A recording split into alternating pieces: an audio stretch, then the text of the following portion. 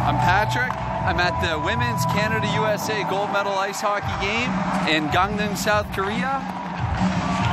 And you are watching the handsome Paul Byron and the cerebral Don Cherry on Post to Post.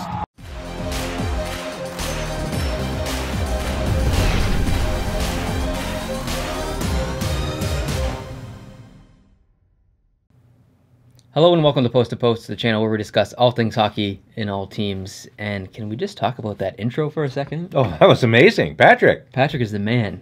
Patrick was at the game, obviously, and wow, that's so good of you, Patrick, to send that to us because it's timely. That's the topic today. That's what we're talking about, yeah. And Patrick looks like he filmed it during the warm-up, so he filmed it before the result, and we all now know the result. Yeah, it must have been an exciting game to witness live, though. Oh, it must have been unbelievable. And I must say, Patrick, I think you're the first person on the planet to use the words cerebral and Don Cherry in the same sentence.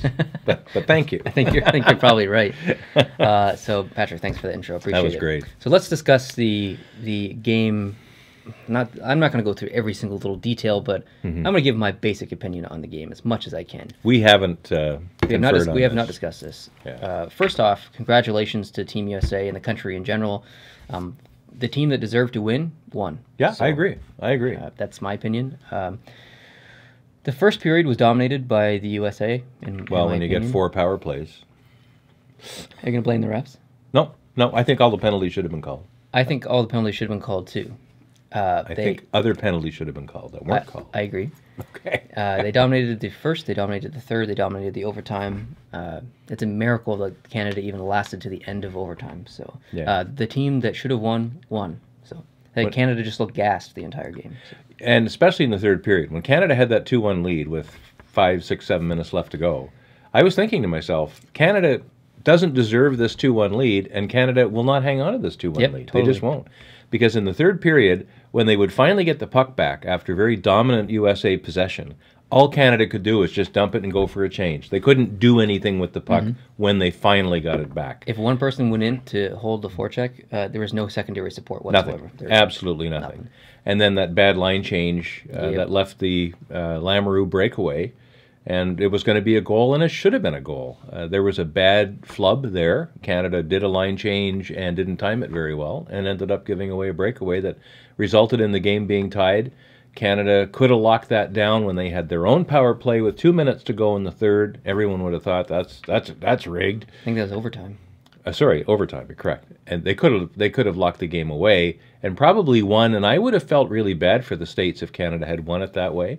Me too. On a penalty, the penalty should have been called as well. You can't totally put the whistle in your pocket for overtime. It was definitely a penalty. No question. But there were probably others as well that weren't called. But overall, the officiating, I have no big beef with it. I think for the most part, it was fairly well. I thought it was garbage.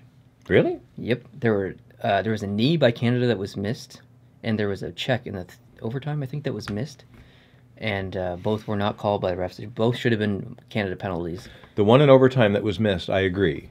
It should have been called, and I think it would have been called had it not been overtime. I thought they weren't going to call anything in overtime until they actually did. Well, so the call that I think should have been called against the USA was an interference call on a Canada dump-in, and I think it was in the third period. It was like pixel per pixel, frame for frame, identical to the same interference call from the first period that called against Canada. Yeah. Dumped the puck in, went to go left, break left and go around, interfered with. They were identical plays. One was called, one wasn't. The officiating, regardless of what country is playing in the women's, the officiating has always been terrible. It's been the most frustrating part of any women's games in the last 15 years. If you look back at, was it 2010 or 2014, Canada-USA gold medal game. Oh, yeah. There was a USA ref. She called 9 penalties against Canada, and she's banned from the Olympics because of the apparent favoritism. So really, I didn't see any favoritism in this game at all. I didn't see any. I just saw. I don't have any big complaints about the reffing, because usually when the reffing is bad and there's no favoritism, it ends up working out even for both teams. So if the officiating's not great, hopefully it didn't change the game any. Hopefully not. In this case, I really don't think it did. In this case, no. The Americans got 4 power plays in the first period, and they scored on 1 of them. That's about 25%. That's not bad. And they probably deserve to get at least 1 goal out of the first period. Yep, yeah, definitely. I think like, it just doesn't happen in Canada USA games. I was watching a Russian someone game. I can't remember who it was. Russia versus someone. And I'm not going to call it Olympic athletes of Russia. You know what country it's from. Like, stop with that. Anyways, I'm not happy with the officiating in the games. Like, Canada should have been called a penalty against them in that overtime, and I think the game probably would have ended in overtime if that call had have happened. So, no question. I honestly shut the game off after the overtime happened because I hate shootouts so much. The fact that we have a gold medal game being decided by taking a team sport and making it an individual sport is ridiculous. I agree. So I literally shut the game off after the overtime and didn't even watch the overtime or didn't even watch the shootout because I didn't care. Didn't care at that point.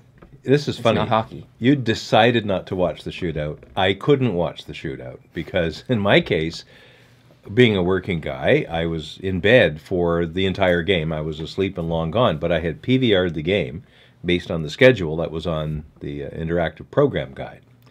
So when it went to overtime and they played an entire 20-minute period of overtime, that ate up the remaining time in the PVR capture.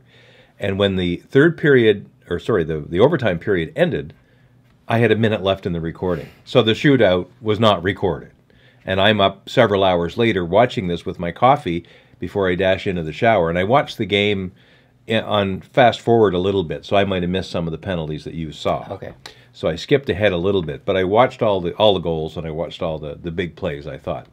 But I couldn't watch the shootout. So I ended up watching 3 hours of hockey and still not knowing how the damn thing ended, only to go, into the shower, turn on the radio, turn on my phone, and then look up the score. After I'd been saving myself, not wanting to get any spoilers. Turns out that I needed the spoilers after all. But I wasn't disappointed based on watching the game. Oh, I wasn't disappointed. I wasn't disappointed with the result. I would have been a little... I would have felt bad. I would have felt bad for the Americans had they not won that game. I'm glad they did. I hate the way they did it with the shootout business, but I'm glad they won because they were the team that deserved to win. Absolutely. They were the best team. They have mad talent. Oh, it's unbelievable. All 4 lines, or 3 lines, I guess, really. They that were Decker, she's crazy. Both those Lamoureux sisters, twins. One scored to tie it in the third. The other one got the winning goal in the shootout. Like, they didn't look tired at all. No. They probably could have played a second game so and been pumped. fine. Yeah. And although Canada has won gold in the Olympics, going back several Olympics, the Americans have really dominated in all the other play, in the cups that they've played that are non-Olympic events. The Americans have done very well. The two teams are quite evenly matched. Usually the games end, with a 1 or 2 goal differential. But there's a special story that attaches to the American win this time that I think is worth noting. Back about 11 months ago, when training camp and putting the team together would have been starting, the American women basically went on strike against USA Hockey. Yeah, I remember that. They said, we're not going to do it because you aren't funding us, you're not supporting us the way you support the men's side. And the men's side, I'd read in the New York Times today, the NHL funded up to $9 million for the men's side to help them. That's it? Well, yeah, that's it. I guess if you're the NHL, that's not much. And that wasn't just for the Olympic team. That was for development as well in the junior leagues.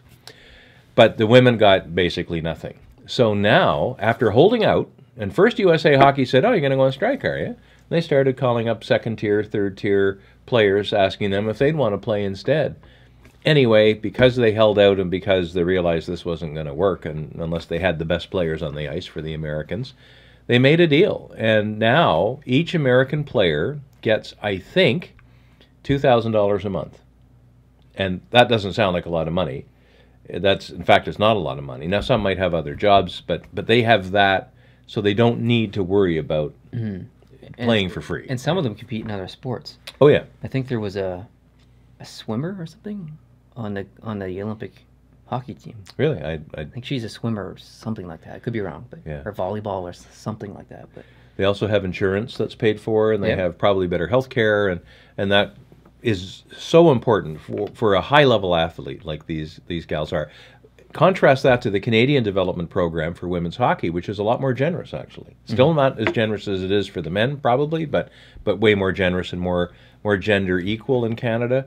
But in the States, they really had to fight a long, hard battle. And I think when USA Hockey finally said, okay, here's what we're going to do, and they put the money on the table, coming back the other way would be an expectation that, you know, we're doing this for you. You better come across with some good performance. And they did. Now they're coming home with the gold medal, proving that the money was a good investment. So I think it's a win-win for everybody in the U.S.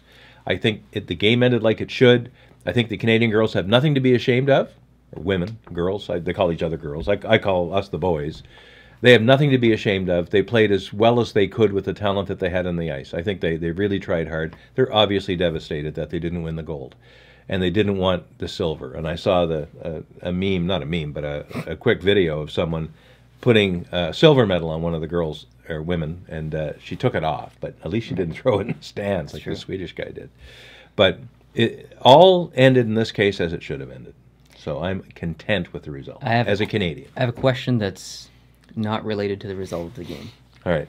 And it's about the game itself. Do you think there should be checking in women's hockey?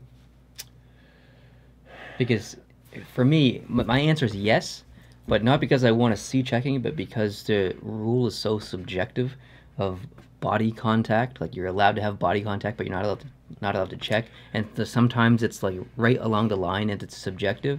I don't like that at all. I wish it was just either, you know, you're allowed to check or you're not allowed any body contact, but not allowed any body contact at all. Yeah. I think to be consistent with myself, I'd have to say no, because I do like the fact that body contact or checking is a penalty, and it's not supposed to be done. If it's not supposed to be done, it's probably done less than it would be in men's hockey, and that gives the players more ice to skate on and more opportunity to show their skills. So I like the idea of no checking hockey. I wouldn't mind if there was no checking hockey in men's hockey, frankly. I love a good check. But I like skill. I like watching skill. Now, don't worry, it's never going to happen. And I'll be quite happy to sit back and watch. You know, I loved it when Scott Stevens used to line somebody up and just plaster them up against the boards. But it didn't really contribute to the score, did it? I think the women want to check. Oh, I think they do. I think it was apparent in the game last night. I'd like to talk to someone on either team or and just in general. I mean, I know that'll never happen, but it would be interesting to have a conversation with them to get their perspective. Well, you have met a Canadian women's Olympic team member. Yeah, well, you should have asked her. You had her right there. Kathy McCormick, who played on the Canadian team, like, what, 20 years ago or more. I didn't even, like, I had no interest. You guys made me go, I think. I just didn't care.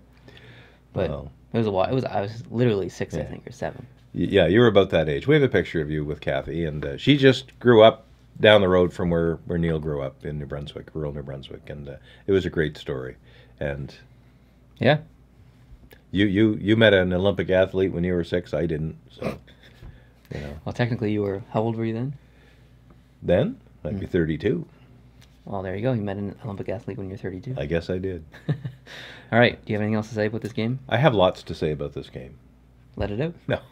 I'm just pulling your leg. One thing I liked was that they had Don Cherry, the real Don Cherry, not the cerebral one, but the real one, on coaches. They had Coach's Corner. They did, yeah, it was good. And he did great. And the host that was with him did a great job too. They're a good pair. Ron McLean wasn't there, and that's okay. And good analysis. And I like the fact that, you know, he was so engaged in this, because usually it's so much about NHL, and even on this channel. But we talk all things hockey, and we do talk all teams, and we spend some time, thanks to your interest in getting the European leagues and Australia and the lower leagues in North America some illumination. I think that's great. So, speaking of leagues around the world and other places of the world, we have some packages over here. I don't know if you can see them on camera. I think you should be able to see the edge here. This one's from Sweden, I believe. I think that one's from Europe, and I believe one of these other ones are from Europe, maybe this one. So that's a big hint. Mail time's coming soon, probably this weekend at some point. We're going to film it actually now after this video, so you'll probably see it tomorrow. You'll see this Thursday night. You'll see this tomorrow. I have no idea what's coming Saturday, but anyways, that's a little sneak peek, I guess. But nice. yes, thank you everyone who sent something in, and we're very happy to read everyone's stories here. And yeah, I don't think there's anything else I need to add on this subject. I don't think so. Yeah. All right. Well, thanks for watching, guys. Appreciate it. If you like this video, hit the like button. If you're new here, hit the subscribe button. And Patrick, thank you for sending in that intro once again. It was awesome. Adios.